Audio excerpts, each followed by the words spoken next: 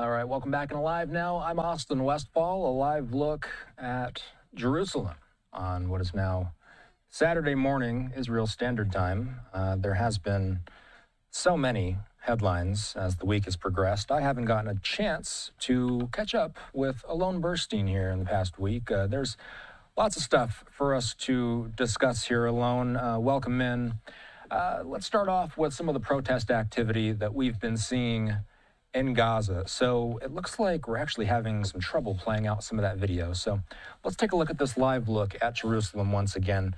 You've likely seen this, Alon. Thousands of Palestinians took part in anti-war protests this week, with many chanting against Hamas in a rare display of public anger against the militant group. So, Alon, I've asked you several times over the months if there's any way to know how popular Hamas is amongst the general Palestinian public. Does this give us any sort of clues or no?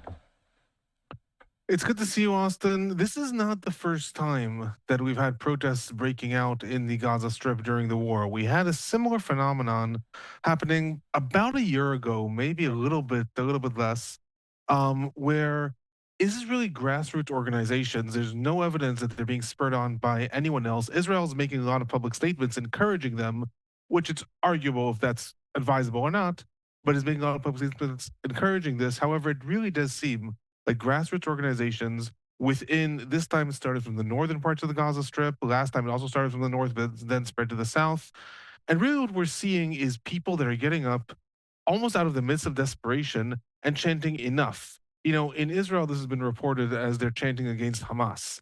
In different news sites in the Palestinian media, it's being reported that they're chanting against Israel. Really, when you see the protests, you see they're chanting against both. They are chanting against Israel stop the bombing, Hamas stop the war, is one of the things that they're saying. Children are holding up signs saying, we refuse to die, we refuse to give our lives for this war. In Sajaiya, we saw a protest yesterday that was much more focused on Hamas. The people were chanting, Hamas get out, Hamas get out.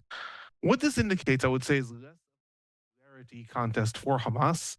It's hard to say, right? The people protesting are several hundred out of about at least 2 million people. It's hard to know if this is a measure of popularity or not. What this does indicate, though, is that Hamas does not have an iron grip on the ground like it used to. You know, under the previous regime, under Yahya Sinwar, Hamas really maintained a very, very active presence on the ground. It, even during the war, had police units that were really on site and making sure that the civilians, as far as Hamas was concerned, were acting in accordance with what they perceived was in the interests of Hamas, the interests of the war, again, as far as Hamas could see it. After the death of Yahya Sinwar, we had a split in the leadership again. There's the external leadership of Hamas and the internal leadership. But according to reports, even the internal leadership of Hamas in the Gaza Strip is split in two. Mohammed Sinwar is more in charge of the Gaza Strip in the southern parts, and the former division commander of the Gaza brigades and his deputy, I mean, I'm hesitating because there's different reports of it's him or his deputy, are in control of the northern parts of the Gaza Strip. The fact that you have, as we're seeing in the images now, hundreds of people taking to the streets, sort of with the barrier fear being broken and chanting against Hamas, that's really what I see. Are people more against Hamas or less against Hamas? It's hard to tell. What is for sure is that Hamas has lost its iron grip on the ground. And what we're seeing is the result with people coming out just saying enough with the war, blaming everyone as far as they're concerned, saying enough. My question about the people of Gaza as it stands today and as we look at these images, my main question is, what's our understanding of how bad conditions are in Gaza right now alone? Have things been getting progressively worse as of late? I think we have to distinguish between the sort of objective numbers when it comes to how many humanitarian aid trucks come in, what is the situation in terms of food, in terms of bombing, and people's perception of hope and the perception that things are going to get better. And really what we're seeing is more an indication of the complete collapse of that perception alongside the objective collapse of the humanitarian situation. The way things happened is when the truce was called, a large element of that truce was a substantial increase in humanitarian aid. Over 600 aid trucks per day coming in of food, water, medical supplies, shelters, very important fuel trucks. The electrical lines in Gaza do not work. Fuel trucks to operate generators. All this was coming in over the course of close to 2 months there were over 25,000 aid trucks that came into the Gaza Strip. So, in objective numbers, over the last 2 months, the situation has improved in terms of how much food is coming to the Gaza Strip compared to what it was before. However, two other things have to be taken into consideration. One, who received that aid? In the Gaza Strip, there is no effective government, there's no administration other than the Hamas administration. Israel does not allow the Palestinian Authority to come in, and in turn, Israel does not, also not want the IDF to run the humanitarian aid. There's been a collapse of UNRWA and a collapse of other organizations. As a result, there is actually no effective government that was there to receive and administer, except for the Hamas administration. So a lot of the aid did not actually make it to the population. The aid has also been cut off as of March 1st. But more importantly, I would say, with the truce, with the ceasefire, for the first time you had 1 million Palestinians that had been evicted from the northern parts of the Gaza Strip. I don't know if these are live images that we're seeing bombings right now. They are live, yes. Okay, so we're seeing bombings right now in the Gaza Strip. And this relates to what I'm saying. For the first time in over a year, you had Palestinians, over 1 million Palestinians that have been evicted from the northern parts of the Gaza Strip to the humanitarian zone in the Al Mawasi region in the southern parts. All of a sudden, for the first time, they were allowed to return north.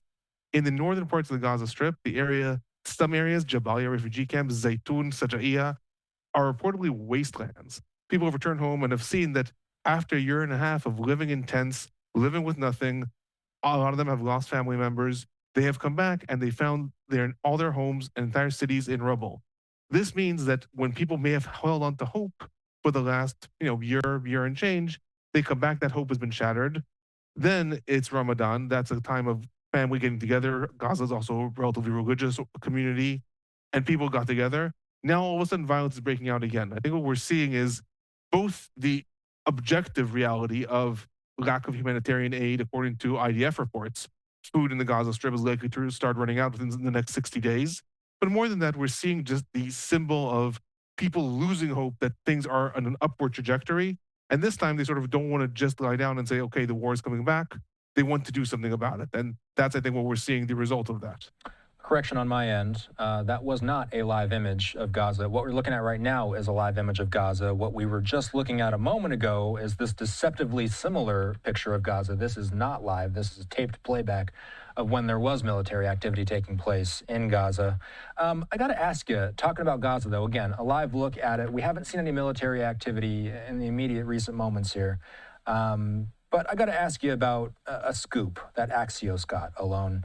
Axios' Barak Ravid got this, and he says that Benjamin Netanyahu is tasking Israeli intelligence officials with finding countries to take large numbers of Palestinians displaced from Gaza. So as it stands today, Alon, does it feel like the eventual solution in Gaza will be to move the population to a different country? What's your gut feeling at this point? How likely does that solution actually feel at this point? So one of the things that you and I talked about when Trump announced this deal is I said that I think that to some extent, everyone was looking at it, or a lot of people were looking at it at that point, as Trump is using his almost usual negotiating tactic of sort of almost coming and bombarding, tariffs and raising things in order to get negotiators to a different place. And I said, well, that may be true from the Trump administration's perspective.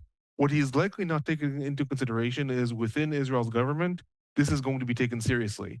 Israel has gone and ran with that plan. At least from an official stance, Israel has set up within its Minister of Defense the Bureau of Immigration from the Gaza Strip. Now, it is defined as willful immigration, although it's not described how exactly it's going to work. What does it mean to be willful immigration? Does everyone go and ask, do they want to leave? What happens if they say no? But there are a lot of operations that Israel is carrying out in order to try to encourage this. According to a report several days ago, this was just a very minuscule report. I couldn't find any real details about it, but in Israel, it was announced that 100 Palestinians left the Gaza Strip to Indonesia as part of a pilot program to become foreign workers in Indonesia. Now, Israel does not have diplomatic relations with Indonesia. How was that done? Who facilitated that? I'm not sure. But in Israel, this was explicitly said this was a pilot test for that, to that effect. Israel is at least officially, within rhetoric, running forward with this plan. What are the chances that plan is going to happen? I would say the way things look right now, it's hard to see how the dots connect. Ask me 2 years ago, what are the chances it will be here in 2 years? We would have said not likely. So I'm not going to say no, it's for sure not going to happen. What I will say is, in order for that to happen, first you have to have the actual dismantling of Hamas. Hamas's military wing has to be disarmed, and the government has to be destroyed. Thus far, Israel has failed to do that for 15 months of some of the harshest fighting that the Middle East has seen. So it's hard to say, okay, that'll happen next month, and then all of a sudden this plan can be executed. So first, that would have to happen. Israel would have to have effective control on the ground. Then it would have to convince a large population, many of whom probably on gut instinct would want to leave a devastated area. But when we think from a more national collective perspective, when we think of people connected to their homeland, it's actually very unlikely that 2 million people are going to decide to emigrate from their homeland to parts unknown to be foreign workers. We see in the United States, it's not exactly the most secure living if you're an international foreign worker in a country. Who knows what happens later? You're deported back somewhere. According to the plan, at least that Trump said, they're not going to be allowed to come back to the Gaza Strip. It's going to be very hard to convince the people to have that happen. But before that happens, Israel has to somehow deal with Hamas on the ground. It hasn't managed to do that until now. So those dots still need to be connected before we could even start talking about, is there a mass organization of Palestinians leaving the Gaza Strip? We still have to get there in connecting the dots. Yep, there's a lot before then. All right, it's been a long time since you and I have looked at this feed. This is up north. These are the communities in northern Israel. This is the last thing I got to ask you before we go. Israel today launched an attack on Lebanon's capital for the first time since a ceasefire ended the latest Israel-Hezbollah conflict in November. So, Alon, how strong is Hezbollah in general at this point? What do we know about their strength at this point? Have they been building back up in the months since the November ceasefire? Hezbollah is mostly licking their wounds at this point. They're not having, at least according to reports, a mass buildup yet. Largely not because they're not trying, but largely because of Syria, actually. The loss of Syria, the route from Iran going through Iraq to Syria to Hezbollah, the loss of the supportive Assad regime really is crippling Hezbollah's attempt to reestablish its arms smuggling through militias that were going from Iran through to Syria into Lebanon. Then we have to consider the internal Lebanese situation. Within Lebanon, Hezbollah was vastly weakened politically and militarily as a result of the engagement with the IDF. And Hezbollah is very, very hesitant right now to start something up. But what is the main problem? Up until now, there have been 3 violations of the ceasefire between Israel and Lebanon. One was mortar fire that was fired, that was by Hezbollah, at an IDF outpost. That was the IDF retaliated, and that was it. But since then, we've had 2 incidents in the last week of rocket fire, one towards Metula, northern Israel, one towards Kiryat Shmona. Here we have a problem. Hezbollah each time is denying responsibility and saying it's not them. Is it them or is it not them? I don't know. There are a lot of other armed organizations within Lebanon, but Hezbollah also has an interest in, on the one hand, maintaining the threat and showing that Israel is now retaliating, just because of a few rockets, quote unquote, and all of a sudden Israel is retaliating. On the other hand, usually groups do like to take responsibility. But this does relate to something that you and I spoke about in the past also when you're asking me, is Hezbollah going to be defeated or is Hamas going to be defeated? And I said, what is the problem with defeating a terror group? Hezbollah has, according to reports, it had 130,000 rockets and missiles. According to most reports, 20, 30, 40, 50, even 75% of them, let's say, were destroyed in the war. That still leaves a good several thousand rockets and missiles aimed at Israel. All it takes is exactly 2 people to come, operate them, and launch them. So, in essence, defeating Hezbollah can't happen unless you actually kill every single person who might be affiliated with Hezbollah or find every rocket. What needs to happen is the Lebanese military, or as the IDF is saying, or the IDF, has to have presence on the ground and stop those people from carrying out those attacks. One last thing I'll say, in both incidents where rockets were fired towards northern Israel, the Lebanese military went very, very public, saying, we are dealing with a threat, but more importantly, saying the rockets were launched from the north of the Litani River. And that is a major facet because the entire ceasefire relates to the Lebanese military taking over the areas south of the Litani River, which is the areas close to the border with Israel. Lebanese military is trying to say with that, we haven't failed in the ceasefire. We were supposed to do that. Yes, rockets are still launched from our territory, but we haven't failed in implementing the ceasefire.